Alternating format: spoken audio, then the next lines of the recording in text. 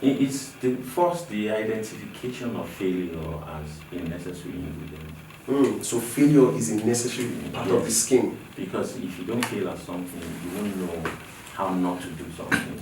It's just it's a newbie. Fido, that's his name. Oh, Fido, yeah. Yes, Joy's coming, yeah? Joy's a very popular song, Fido. yeah. And then I saw him he was on an interview sometimes this year, like in the second quarter of the year, and he said that was his very first radio interview, and that song was already, trending and everywhere. And I'm like, first radio interview, and he said he did a song about 2-3 years back.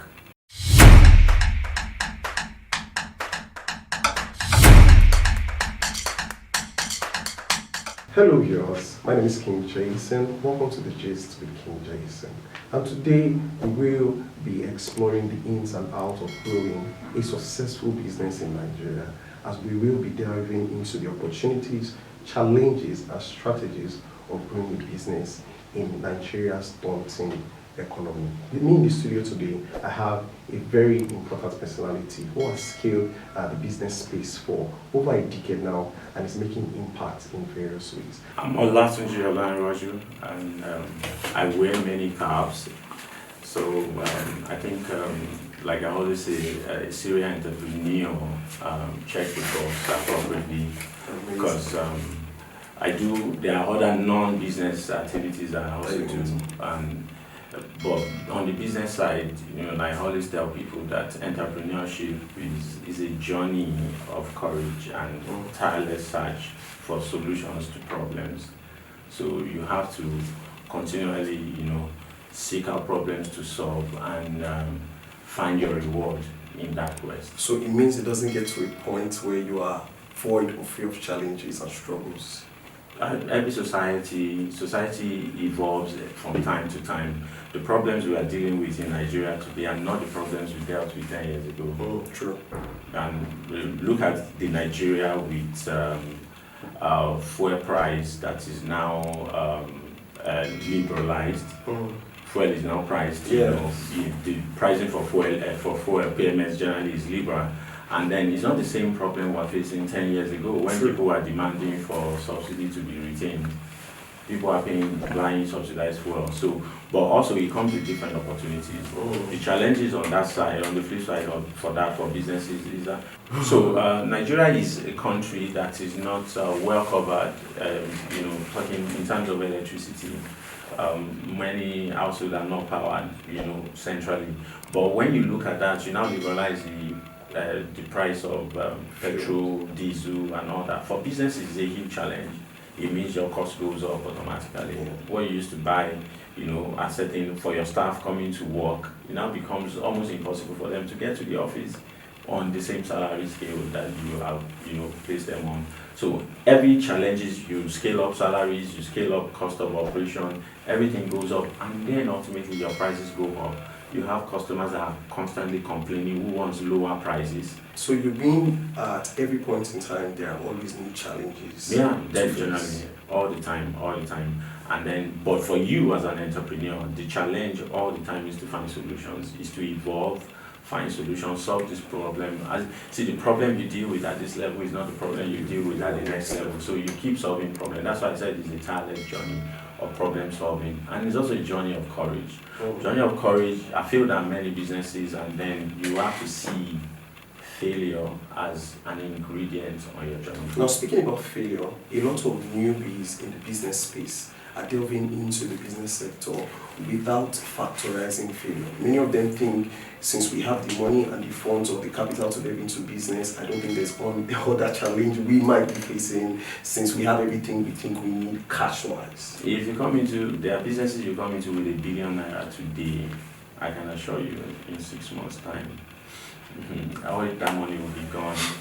And frankly, but also sometimes we have to learn as we run our businesses. An entrepreneur has to look at problems as they come up. You have to make your environment. You have to just You have to be regularize current with. you have to regularize your environment, create processes that are reliable, force people to work within certain processes. People cannot just be captain on their own ship when they are working under you. And you have to ensure that you are getting the right information and the right results through the processes you have created. That helps you to also see where the problems are so that you can also plan and solve those problems. Okay.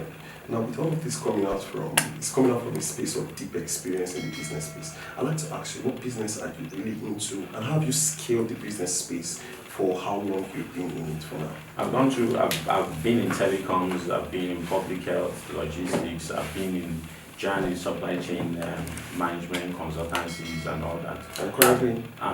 But presently, I'm in the hospitality space. I work in a business started by my wife.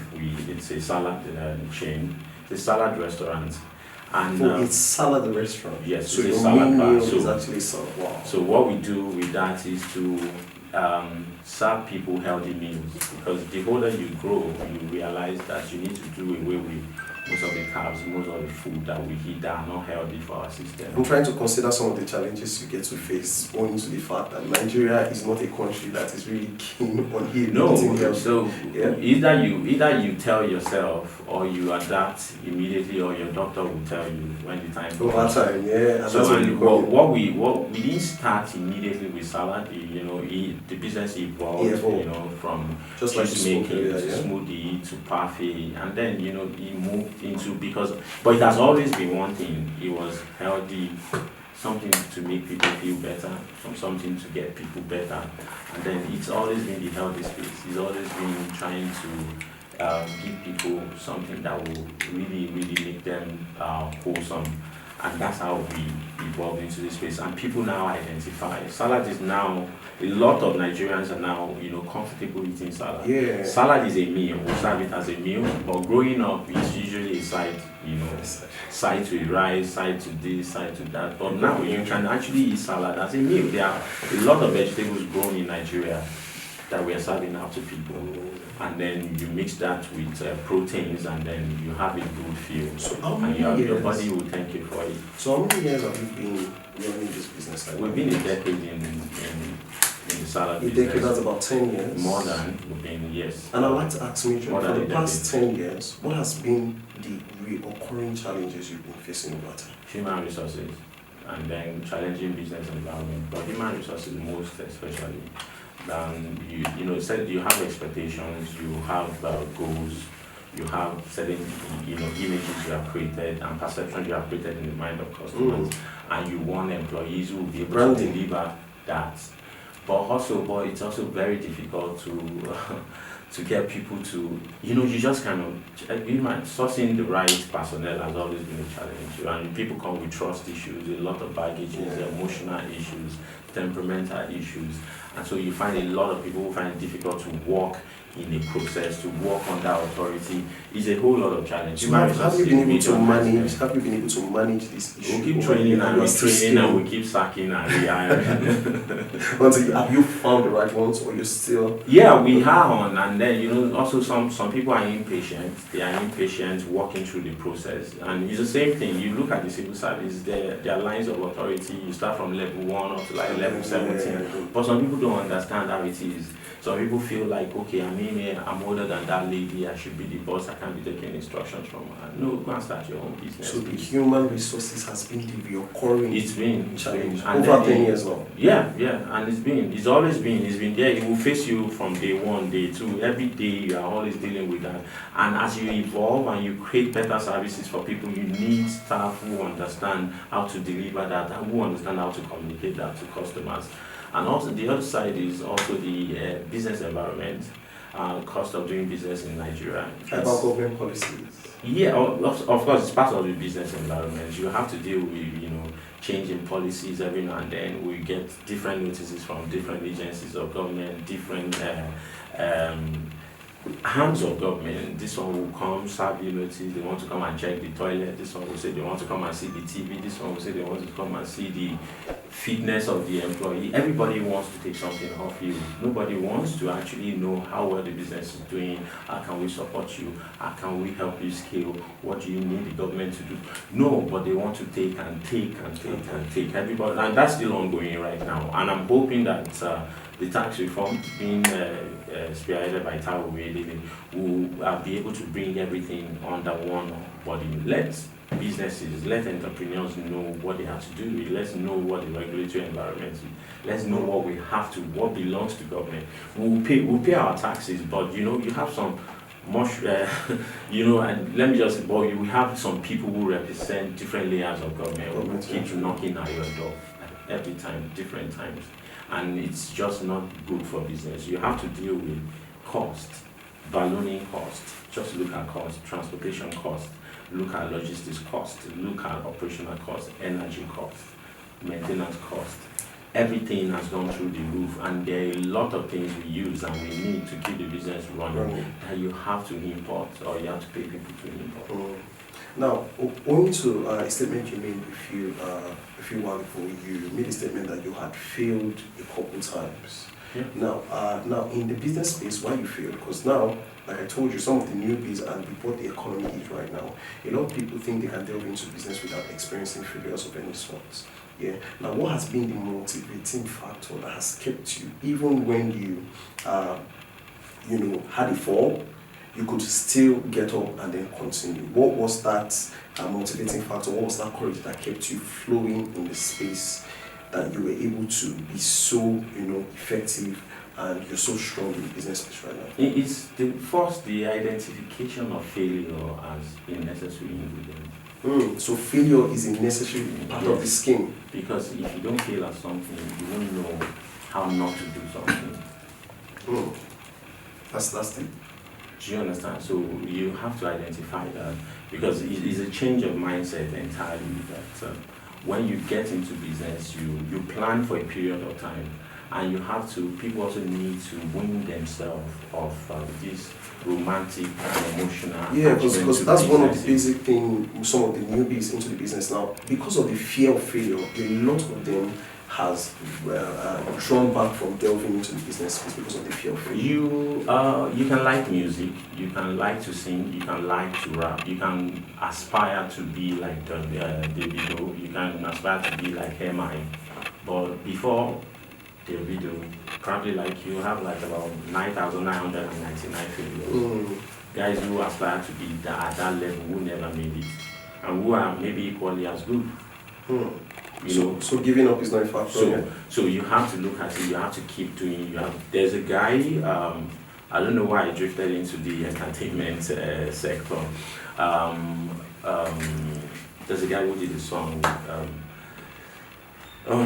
He's just he's a newbie. Fido, that's his name. Oh, Fido, yeah. Yes, Joyce coming, yeah. Joyce, a very popular song. Fido. Yeah. And then I saw him he was on an interview sometimes this year, like in the second quarter of the year, and he said that was his very first radio interview, and that song was already trending and everywhere. And I'm like, first radio interview, and he said he did a song about 2-3 years back. It wasn't like he was a new song he just went into the studio to do. So imagine he has done so many songs over time, but something happened to the one he did 2 years before, and he launched it, and then he just became viral, and then he was all over the place. Now he's singing a different song, he's on another level. So it means if you're delving into the business space, you should not come with the knowledge of being for your failure. Also, no, sometimes, I said something about being there are romantic ideas about business. You are attached to certain businesses, and then there might be no way out of that business. Some businesses will not give you real value. As an entrepreneur, your drive should be value creation. It should not be the profit you are seeking. You are looking at the goal. I want to buy a Rolls Royce. No, it's value creation. What problem am I going to solve? How can I make people's lives better? So if you are driven by value, you will see the problems in your face everywhere you go as an entrepreneur, because it's a quest for solving problems. You have to look at it. Right now, vegetables perish a lot before they get to the market in Nigeria. There are not enough cold chain facilities at different local governments where vegetables are grown. Go to Jos, go to Taraba, and all that. That's a factor. There's a business case there. It's a business opportunity, but it doesn't mean that it's a business that is bankable. It doesn't mean that it's a business that is sustainable. You might decide to venture into it and you will not be able to find a way to make profit from that. You want to create value, you want to help preserve vegetables and get them to the tables of the families. But then how do you, having that value, creating that value for people, how do you make profit that will keep your business sustainable? Sometimes you hit a brick wall and you have to retry, take corrective measures, take a course correction, that's what I call it. Do a course correction, go and then solve another problem. One of the basic questions a lot of intending entrepreneurs have in mind is how they can raise fundings for starting a business. How were you able to get fundings for starting your business? How were you able to manage cash flow? Well, if you are not born into, if your father is not Femi Otedola or Aliko Dangote, you have to raise money from family and friends most of the time. How was it for you at your time when you did yours? Yeah, it was also family and friends, and sometimes you work, you save some money you have saved, you can show it to, Daddy, I need some more money to do this, and now so does it mean you really, Mommy, I need some more money. Does it really mean you need like a large stack of capital to delve into a business? Or it depends on the kind of business you want to delve into? Most of the time, I'll tell you, as a youth corper, I traveled. I was serving in Katsina, then I moved to Kaduna. I would go to Jos, Vom, go to the Farm Fresh. There's a farm there where Farm Fresh is produced. I buy Farm Fresh sugar from Jos. I keep them frozen. I move them to Lagos. I sell them all the way to Lagos, because I know I grew up in Lagos, and then you see that the quality of yogurt you find in the north is missing in the south, except for the imported one. Very true. And so it's a gap. I'm trying to solve a problem.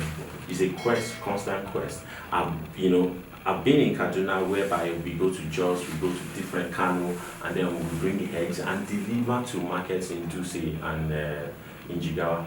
So one of the factors you're saying for scaling a successful business is value. Once you see a value you can add to life, to businesses, to people, like taking 400 to 600 crates of egg into Duse market in Jigawa, because there is scarcity, they are not able to get enough of that.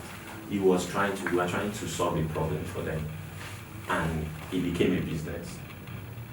At some point we pulled out of that. At some point I was a key distributor to Friesland Campaign, and it was also, we were distributing their products to different people, consumers and all that. At some point I was in telecoms.